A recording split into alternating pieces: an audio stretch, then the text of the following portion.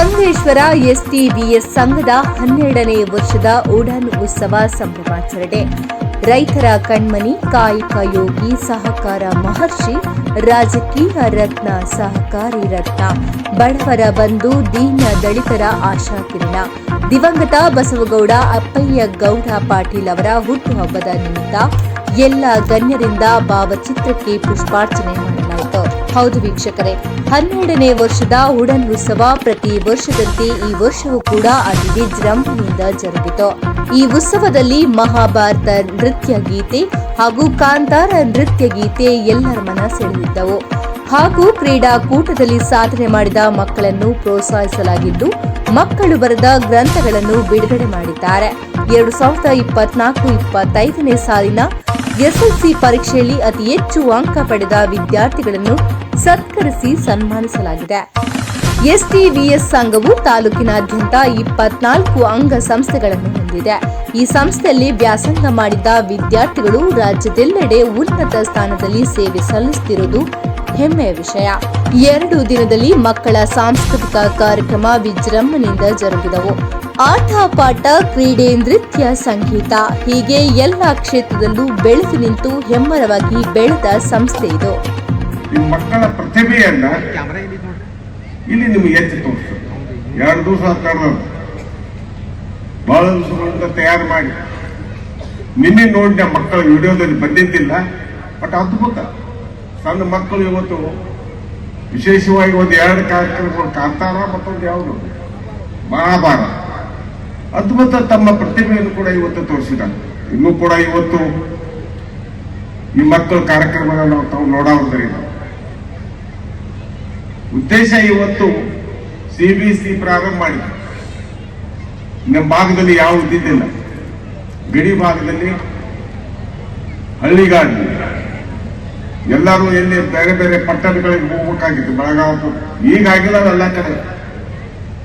ಆದ್ರೆ ಅಂತ ಒಂದು ಪೀಠದಲ್ಲಿ ನಾವು ಪ್ರಾರಂಭ ಮಾಡಿ ಇವತ್ತು ನಮ್ಮ ಸಿಬಿಎಸ್ಸಿ ಬಹಳ ಉನ್ನತ ಮಟ್ಟಕ್ಕೆ ಏರಿ ಹೋಗ್ಬಿಟ್ಟರು. ಇಲ್ಲಿ ಕಲಿಯುವಂತ ವಿದ್ಯಾರ್ಥಿಗಳಾಗಿ ಕಲಿಸುವಂತ ನಮ್ಮ ಪ್ರಿನ್ಸಿಪಾಲ್ ಮತ್ತು ಶಿಕ್ಷಕರ ಬಹಳ ಅದ್ಭುತವಾದ ಸಾಧನೆಯನ್ನು ಮಾಡಿ ತೋರ್ತಾ ಇದ್ದಾರೆ. ಯಾವಾಗಲೂ ಹೇಳ್ತೀರಿ, ಇವತ್ತು ಯಾವುದೇ ಒಂದು ಶಾಲೆಯನ್ನು ಹೆಸರು ಮಾಡಬೇಕಾದ್ರೆ ಆ ಕ್ರೆಡಿಟ್ ಗೋಸ್ ಟು ಟೀಚರ್ಸ್. ಅವರು ಮಾಡಿದಾರೆ ಅಂತ ತಿಳ್ಕೊಂಡು ಹಿಂಗೆಲ್ಲ ಇದು ಆಗುತ್ತೆ.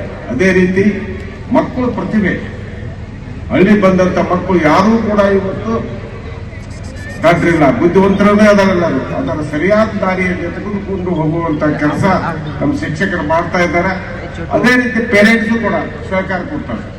ನಾ ಹೇಳ್ತೀನಿ, ಯಾವಾಗಲೂ ಮೀಟಿಂಗ್ ಬಂದಾಗ ಪ್ರಿನ್ಸಿಪಾಲ್ಗೆ, ಶಿಕ್ಷಕರಿಗೆ, ಪೇರೆಂಟ್ಸ್ ಕೂಡ ಸಹಭಾಗಿತ್ವ ಹೋಗಿ ಅವ್ರು ಕೂಡ ಡಿಸ್ಕಷನ್ ಮಾಡಿ ಮಕ್ಕಳಲ್ಲಿ ಏನೈತಿ ಏನೇನದನ್ನ ಆ ಮಕ್ಕಳಿಗೆ ಹೇಳ್ಬೋದು. ಒಂದೊಂದು ಹುಡುಗರು ಯಾರು ದಡ್ಡ ಹೇಳಿಲ್ಲ, ಎಲ್ಲರೂ ಬುದ್ಧಿವಂತರೇ. ಒಂದೊಂದು ಹುಡುಗರು ಏನೋ ಸುಮ್ಮನೆ ನೆಗ್ಲಿಜೆನ್ಸ್, ಅದನ್ನ ತಾಯಂದಿರಿಗೆ ಅಥವಾ ತಂದೆಗಳಿಗೆ ಹೇಳಿದ್ರೆ ಅವರು ಕೂಡ ಅವ್ರನ್ನ ಎಚ್ಚರಿಸ್ತಾರೆ. ನೀವು ಕೂಡ ಸರಿಯಾದ ರೀತಿಯಿಂದ ಅವರು ಪಾಠ ಹೇಳಿ. ಇಷ್ಟೇ ಇದ್ದೇ ನಮ್ಮ ಹಳ್ಳಿಯ ಮಕ್ಕಳು, ಗ್ರಾಮೀಣ ಹುಡುಗರು ಯಾರು ಎಲ್ಲರೂ ಬುದ್ಧಿವಂತರದಾರ. ಇವರು ಒಂದು ಉನ್ನತ ಮಟ್ಟಕ್ಕೆ ಕರ್ಕೊಂಡು ಹೋಗ್ಬೇಕು. ಆ ದೃಷ್ಟಿಯಿಂದ ಈಗ ನಾವು ಇಬ್ರು ಗೆಸ್ಟ್ ಬಂದಾಗ, ಒಬ್ಬರು ಆಡಳಿತಾಧಿಕಾರಿಗಳು, ಇನ್ನೊಬ್ರು ಉದ್ಯೋಗಿಗಳು. ಇದನ್ನ ಯಾಕೆ ನಿಮ್ಗೆ ತೋರ್ಸಾಕತ್ತೀವಪ್ಪ? ಇದು ನೀವು ಆಗಬೇಕು ಅಂತ ಚೆನ್ನಾಗಿ ನಿಮ್ಮಲ್ಲಿ ಬರ್ಬೇಕು ಮಕ್ಕಳೇ. ಇಲ್ಲೆಲ್ಲ ನೀವು SLC ಹುಡುಗ ಕಲ್ತಂತ ಓದಾಕತ್ತೀರಿ. 9th SLC 8th ನಿಮ್ಮಲ್ಲಿ ಒಂದು ಛಲ ಇರ್ಬೇಕು. ನಾನು ಏನಾದ್ರೂ ಆಗ್ಬೇಕು. ಈ ಮನುಷ್ಯ ಹುಟ್ಟಿ ಬರೋದಕ್ಕೆ ಬಹಳ ಕಷ್ಟ. ಹುಟ್ಟಿ ಬಂದ ಬಳಕ ಜನ್ಮ ತಾಳಿದ ಬಳಕ ಒಂದು ಏನೋ ಒಂದು ಉದ್ದೇಶ ಇಟ್ಕೊಂಡು ನಾವು ಕೆಲಸ ಮಾಡಬೇಕಾಗ್ತದೆ.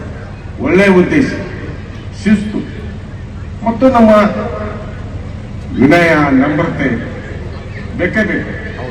ಕಾರಣ ಇಷ್ಟೇ, ನಾವು ಭಾರತೀಯ ಸಂಸ್ಕಾರ ಸಂಸ್ಕೃತಿಯನ್ನು ನಾವು ಬಿಡಬಾರ್ದು.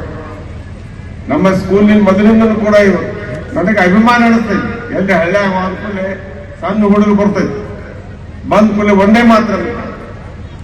ಮಾತ್ರ ನಮ್ಮ ಭಾರತೀಯ ಸಂಸ್ಕೃತಿ ಇದು ಇರ್ಬೇಕು. ಇದು ನಮ್ಮ ಪ್ರಾಡಕ್ಟ್ ಅಂತ ಹೇಳ್ತೀವಿ ನಾವು, ನಮ್ಮ ಸ್ಕೂಲ್ದ ಇದೆ. ಅಂದ್ರೆ ಈಗೆಲ್ಲ ಬಿಟ್ಟು ಬಿಡ್ಬೇಕು. ತಂದೆ ತಾಯಿಗಳಿಗೆ ಮರ್ಯಾದೆ ಕೊಡ್ಬೇಕ, ಹಿರಿಯರಿಗೆ ಮರ್ಯಾದೆ ಕೊಡಬೇಕಾ, ಟೀಚರ್ಸ್ ಕೂಡ ಮರ್ಯಾದೆ ಕೊಟ್ಟು ಗೌರವಿಸಬೇಕ. ಅದನ್ನು ಮಾಡಬೇಕಾದ ಈಗಿನ ಮಕ್ಕಳು ಕೂಡ, ಈಗಿನ ಜನರೇಷನ್ ಬಹಳ ಎಲ್ಲೋ ಹೊಂಟಿದೆ. ನಾವು ಅದಾಗಬಾರ್ದು. ನಮ್ಮ ಸಂಸ್ಕಾರ, ನಮ್ಮ ಸಂಸ್ಕೃತಿಯನ್ನು ನಾವು ಯಾರೂ ಬಿಡಬಾರ್ದು. ತಂದೆ ತಾಯಿಗಳನ್ನ ಮರಿಬಾರ್ದು. ಜನ್ಮ ಕೊಟ್ಟ ತಂದೆ ತಾಯಿಗಳು ಜನ್ಮ ಕೊಟ್ಟ ನಿಮ್ಗೆ ದೊಡ್ಡದು. ಅದಕ್ಕೆ ತಾವೆಲ್ಲ ಮಕ್ಕಳು ಕೂಡ ಇವತ್ತು ಮುಂದಿನ ದಿನಗಳಲ್ಲಿ ಒಳ್ಳೆಯ ಶಿಕ್ಷಣ ತಗೊಳ್ರಿ. ಶಿಕ್ಷಕರು ಒಳ್ಳೆಯವರ ಅತಿ ಉತ್ತಮ ಶಿಕ್ಷಕ. ಹಳ್ಳಿಗಾಡಿನಲ್ಲಿ ನಾವೇನು ಬೆಳಗಾವಿ CBSE ಏನು ಕಡಿಮೆ ಇಲ್ಲ. ಯಾವ ಸ್ಕೂಲ್ಗಳಿಗೆ ಹೋದ್ರೂ ಕೂಡ ಇಷ್ಟು ಒಂದು ಒಳ್ಳೆಯ ಶಿಕ್ಷಣ ಕೊಡುವಂತ ಶಿಕ್ಷಕರು ಇಲ್ಲ. ನಮ್ಮ ಶಿಕ್ಷಕರನ್ನ ನಾನು ಅಭಿನಂದನೆಗಳು, ಕಾಂಗ್ರಾಚುಲೇಷನ್ಸ್ ಹೇಳ್ತೀನಿ. ಇನ್ನೂ ಕೂಡ ಹೆಚ್ಚಿನ ಸಂಖ್ಯೆಯಲ್ಲಿ ಕೂಡ ಇವತ್ತು ತಾವು ಎಲ್ಲರೂ ಕೂಡ್ಕೊಂಡು ಮಕ್ಕಳ ಭವಿಷ್ಯವನ್ನ ಚೇಂಜ್ ಮಾಡುವಂತ ಒಂದು ನಿಮ್ಮ ಕಡೆ ಇದೆ. ಅದನ್ನು ಮಾಡ್ರಿ. ನೀವೆಲ್ಲರೂ ಕೂಡ ಒಳ್ಳೇದಾಗಲಿ. ನೀವು ತಾವೆಲ್ಲ ಪಾಲಕರು ಕೇಳಿ ನಿಮ್ಮ ಮಕ್ಕಳ ಕಲೆಯನ್ನ ನೋಡ್ಲಿಕ್ಕೆ ಬಂದಿರಿ, ತಾವೆಲ್ಲ ಎಂಜಾಯ್ ಮಾಡಿ ಅಂತ ಹೇಳಿ ನನಗೂ ಕೂಡ ಮಾತಾಡಲಿಕ್ಕೆ ಅವಕಾಶ ಮಾಡಿಕೊಟ್ಟಂತ ನಮ್ಮ